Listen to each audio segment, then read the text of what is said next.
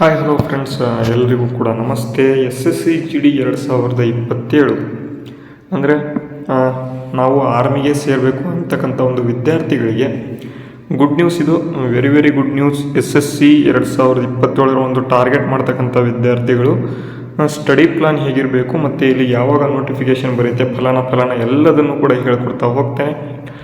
ವಿಡಿಯೋನ ಸ್ಕಿಪ್ ಮಾಡದೆ ಸಂಪೂರ್ಣವಾಗಿ ನೋಡ್ತಾ ಹೋಗಿ. ಅದಕ್ಕೂ ಮುಂಚೆ ನೀವೇನಾದರೂ ಫಸ್ಟ್ ಟೈಮ್ ನಮ್ಮ ಒಂದು ಚಾನಲನ್ನು ನೋಡ್ತಾ ಇದ್ದರೆ SSC GD ನೀವು ಒಂದೇ ವರ್ಷದಲ್ಲಿ ಕ್ಲಿಯರ್ ಮಾಡಬೇಕು ಎಂಬತಕ್ಕಂಥ ವಿದ್ಯಾರ್ಥಿಗಳು ಇದ್ದರೆ ಎಲ್ಲರೂ ಕೂಡ ತಪ್ಪದೆ ನಮ್ಮ ಒಂದು ಚಾನಲನ್ನು ಸಬ್ಸ್ಕ್ರೈಬ್ ಮಾಡ್ಬೋದು. ಯಾಕೆಂದರೆ ನಮ್ಮ ಒಂದು ಚಾನಲಲ್ಲಿ ನಿಮಗೆ SSC GD ರಿಲೇಟೆಡ್ ಏನಾದರೂ ಇರಲಿ, ಸೆಂಟ್ರಲ್ ಗೌರ್ಮೆಂಟ್ ಜಾಬ್ ಅಪ್ಡೇಟ್ ಆಗಿರ್ಬೋದು ಮತ್ತು ಇಲ್ಲಿ ಫಿಸಿಕಲ್ ಆಗಿರ್ಬೋದು ಮತ್ತು ಎಲ್ಲವೂ ಕೂಡ ಫ್ರೀಯಾಗಿ ನಿಮಗೆ ಕೊಡುವಂಥ ಪ್ರಯತ್ನ ನಮ್ಮದು.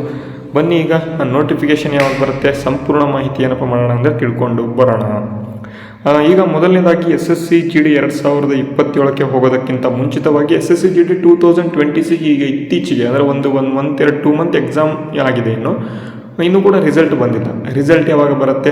ತುಂಬ ಜನ ವಿದ್ಯಾರ್ಥಿಗಳು ಕೇಳ್ತಿದ್ದಾರೆ ರಿಸಲ್ಟ್ ಯಾವಾಗ ಬರುತ್ತೆ ಅಂತ. ನೋಡಿ ವಿದ್ಯಾರ್ಥಿಗಳೇ, ರಿಸಲ್ಟ್ ಯಾವಾಗ ಬರುತ್ತಪ್ಪ ಅಂತ ಅಂದರೆ ಆಗಸ್ಟ್ ಎಂಡ್ ಅಥವಾ ಸೆಪ್ಟೆಂಬರ್ ಫಸ್ಟ್ ವೀಕಲ್ಲಿ ರಿಸಲ್ಟ್ ಬರುತ್ತೆ. ಸೆಪ್ಟೆಂಬರಲ್ಲಿ ಮತ್ತು ಇನ್ನೊಂದು ಏನಪ್ಪ ನಡೆಯುತ್ತೆ ಅಂತಂದರೆ ಇಲ್ಲಿ ನಿಮಗೆ ಫಿಸಿಕಲ್ ನಡೆಯುತ್ತೆ. SSC GD 1:5 ಅಥವಾ 1:20 ಲಿಸ್ಟನ್ನು ಒಂದೊಂದ್ಸಲಿ ಕರೆದು ಅವ್ರೇನು ಮಾಡ್ತಾರೆ, ಫಿಸಿಕಲನ್ನು ನಡೆಸ್ತಾರೆ. ಫಿಸಿಕಲ್ ಆದಮೇಲೆ ಮೆಡಿಕಲ್ ಮಾಡ್ಕೋತಾರೆ. ಮೆಡಿಕಲ್ ಮಾಡಿ 1:1 ಅವರು ಡಾಕ್ಯುಮೆಂಟ್ ವೆರಿಫಿಕೇಷನ್ ಮಾಡಿಸ್ಕೊಂಡು ಜಾಯ್ನಿಂಗ್ ಮಾಡ್ಕೋತಾರೆ. ಈಗ ನೋಡಿ ನೋಟಿಫಿಕೇಷನ್ ಯಾವಾಗ ಆಗುತ್ತೆ? 2027 ನೋಟಿಫಿಕೇಷನ್ ನಮಗೆ ತುಂಬ ಇಂಪಾರ್ಟೆಂಟು. 2026 ಎಕ್ಸಾಮ್ ಏನು ಫಿಸಿಕಲ್ ಡೇಟ್ ಬರುತ್ತಲ್ವ, ಫಿಸಿಕಲ್ ಡೇಟ್ ಬಂದ ತಕ್ಷಣ ನೋಟಿಫಿಕೇಷನ್ ಬಂದುಬಿಡುತ್ತೆ. ನೀವು ಕಳೆದ ಒಂದು ವರ್ಷಗಳ ಒಂದು ಕಟ್ ಆಫ್ ಟ್ರೆಂಡ್ಗಳನ್ನಾಗಿರ್ಬೋದು ಮತ್ತು ಕಳೆದ ವರ್ಷಗಳ ಒಂದು ಮಾಹಿತಿಗಳನ್ನು ಅಂದರೆ ಎಷ್ಟು ಜಾಬ್ ಬರ್ತವೆ, ಎಷ್ಟು ವೇಕೆನ್ಸಿ ಬರ್ತವೆ ಎಲ್ಲವನ್ನೂ ಕೂಡ ನೀವು ನೋಡಿದ್ರಿ ಅಂತ ಅಂದರೆ ನಿಮಗೆ ಸ್ವಲ್ಪ ಮಾಹಿತಿ ಬಂದೇ ಇರುತ್ತೆ. ಎಷ್ಟು ಜಾಬ್ ಇರ್ತವೆ ಅಂತ. ಮಿನಿಮಮ್ ಇಲ್ಲಿ 25,000 ಇದ್ದೇ ಇರುತ್ತೆ ನೋಟಿಫಿಕೇಷನ್ ವೇಕೆನ್ಸಿ. ಅದಕ್ಕಾಗಿ ಕರ್ನಾಟಕಕ್ಕೆ ಅರೌಂಡ್ 1,000-1,200 ಅಂತೂ ಪಕ್ಕ ಇದ್ದೇ ಇರುತ್ತೆ. ವರ್ಷ ಪ್ರತಿ ವರ್ಷ 1,000-2,000 ಕಂಪಲ್ಸರಿ ನೋಟಿಫಿಕೇಷನ್ ಇದು ಪ್ರತಿ ವರ್ಷ ಹಾಗೇ ಆಗುತ್ತೆ. ಅದಕ್ಕಾಗಿ SSC GDಗೆ ಓದ್ತಾ ಇರ್ತಕ್ಕಂಥವ್ರು ಯಾರ್ಯಾರು ವಿದ್ಯಾರ್ಥಿಗಳು ಇದ್ದೀರಲ್ವ, ನೋಟಿಫಿಕೇಷನ್ ಯಾವಾಗ ಬರುತ್ತೆ ಅಂತ ಕಾಯ್ತಿದ್ದೀರಲ್ವ, ಸೆಪ್ಟೆಂಬರಲ್ಲಿ ಪಕ್ಕ ನೋಟಿಫಿಕೇಷನ್ ಬರುತ್ತೆ. ನೀವೇನಾದರೂ ಸೆಪ್ಟೆಂಬರ್ ನೋಟಿಫಿಕೇಷನ್ ಬಂದಮೇಲೆ ಓದ್ತೀವಿ ಅಂತಕ್ಕಂಥ ವಿದ್ಯಾರ್ಥಿಗಳು ಯಾರಿದ್ದೀರಾ, ಪಕ್ಕ ಆಗಂಗಿಲ್ಲ. ನಿಜ ಹೇಳ್ತೀನಿ, ಪಕ್ಕ ಆಗಂಗಿಲ್ಲ. ಯಾಕಂತ ಅಂದರೆ ಒಂದು ಸಬ್ಜೆಕ್ಟ್ ಇಲ್ಲ, ಇದರೊಳಗೆ 4 ಸಬ್ಜೆಕ್ಟ್ ಬರ್ತವೆ. ನೋಡಿ SSC GD ಎಕ್ಸಾಮ್ ಪ್ಯಾಟರ್ನ್ ಯಾವ ರೀತಿ ಇದೆ ಅಂತ ಇಲ್ಲಿ ನಿಮಗೆ ಮಾಹಿತಿಗಳನ್ನು ಕೊಟ್ಟಿದ್ದೇನೆ.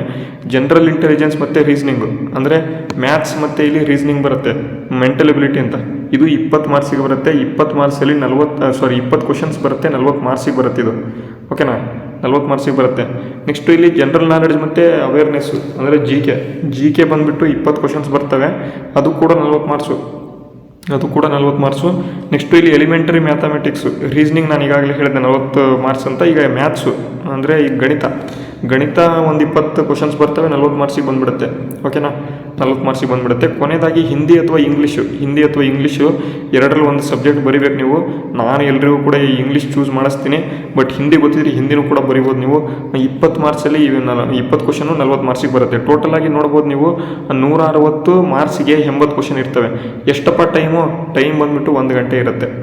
1 ಗಂಟೆ ಟೈಮಲ್ಲಿ ಎಲ್ಲವೂ ಕೂಡ ಮಾಡಲೇಬೇಕು. ಮಾಡಿದರೆ ಮಾತ್ರ. ಈಗ ಸೆಕ್ಷನಲ್ ಟೈಮಿಂಗ್ ಕೂಡ ತರ್ತಾ ಇದ್ದಾರೆ. SSC GDಗೆ ಇನ್ನೂ ಕೂಡ ಬಂದಿಲ್ಲ, ಪಕ್ಕ ಮುಂದೆ ಬರ್ಬೋದು. ಅಂದರೆ ಇದಕ್ಕೊಂದು 15 ನಿಮಿಷ ಕೊಡೋದು, ಇದಕ್ಕೊಂದು 15 ನಿಮಿಷ ಕೊಡೋದು, ಇದಕ್ಕೊಂದು 15 ನಿಮಿಷ, ಇದಕ್ಕೊಂದು 15 ನಿಮಿಷ ತಂದುಬಿಟ್ರು ಅಂತಂದರೆ ಇನ್ನೂ ಟಫ್ ಆಗಿಬಿಡುತ್ತಿದ್ದು. ಈಗಲೇ ವಿದ್ಯಾರ್ಥಿಗಳು ಏನು ಮಾಡ್ತಿಲ್ಲ ಅಂತಂದರೆ ಅರೌಂಡ್ ಒಂದು 99 ಸ್ಕೋರ್ ಮಾಡೋಕ್ಕೆ ತಿಣಿಕಾಡ್ತವ್ರೆ.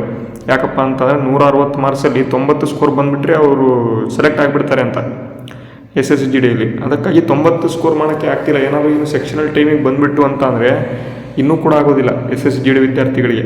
ಅದಕ್ಕೆ ಹೇಳ್ತಾ ಇದ್ದೇನೆ. ನಾನೇನಪ್ಪ ಮಾಡ್ತಿದ್ದೇನೆ ಅಂತಂದರೆ ನಿಮಗೆ ರೀಸನಿಂಗ್ ಈಸಿಯಾಗಿ 20ಕ್ಕೆ 20 ಅಂಕಗಳನ್ನು ಯಾವ ರೀತಿ ಪಡ್ಕೋಬೇಕು ತರಗತಿ ರೂಪದಲ್ಲಿ ನಿಮಗೆ ಮಾಡಿಕೊಡ್ತಾ ಹೋಗ್ತೇನೆ. ಅದಕ್ಕಾಗಿ ನೀವೇನು ಮಾಡಬೇಕು, ಕರೆಕ್ಟಾಗಿ ನಮ್ಮ ಚಾನಲಲ್ಲಿ ಬರ್ತಕ್ಕಂಥ ಕ್ಲಾಸಸ್ಗಳನ್ನು ಕಂಪ್ಲೀಟಾಗಿ ನೋಡ್ಕೊಳ್ತಾ ಹೋಗಿ. ಪಕ್ಕ ರೀಸನಿಂಗ್ ಒಂದು ಮಾರ್ಕ್ಸ್ ನಿಮಗೆ ಮಿಸ್ ಆಗೋದಿಲ್ಲ. 1 ಮಾರ್ಕ್ಸ್ ಕೂಡ ಮಿಸ್ ಆಗೋದಿಲ್ಲ. 40ರಲ್ಲಿ 40 ಮಾರ್ಕ್ಸ್ ಕೊಡ್ತೀನಿ. ಓಕೆನಾ, ಅರ್ಥ ಆಯ್ತಾ? 40ರಲ್ಲಿ 40 ಬೇಕು ಸರ್ ನಮಗೆ. ಓಕೆನಾ. ನೆಕ್ಸ್ಟ್ ಇಲ್ಲಿ ಜಿ ಕೆ ಯಾರಪ್ಪನ ಸ್ವತ್ತು ಅಲ್ಲ. ಅದಕ್ಕಾಗಿ GK ನಿಮಗೆ 10 ಇಲ್ಲೊಂದು 20 ಮಾರ್ಕ್ಸ್ ಬಂದರೂ ಕೂಡ ಹೆಚ್ಚಿಲ್ಲಿ, 40ರಲ್ಲಿ 20 ಮಾರ್ಕ್ಸ್ ಬಂದರೂ ಕೂಡ ಹೆಚ್ಚು. ನಾನು ಬೇಕಾದರೆ ರೀಸನಿಂಗಲ್ಲಿ 40ಕ್ಕೆ 40 ಮಾರ್ಕ್ಸ್ ನಾನು ಟಾರ್ಗೆಟ್ ಕೊಟ್ಟು ನಾನು ಮಾಡಿಸ್ತೇನೆ.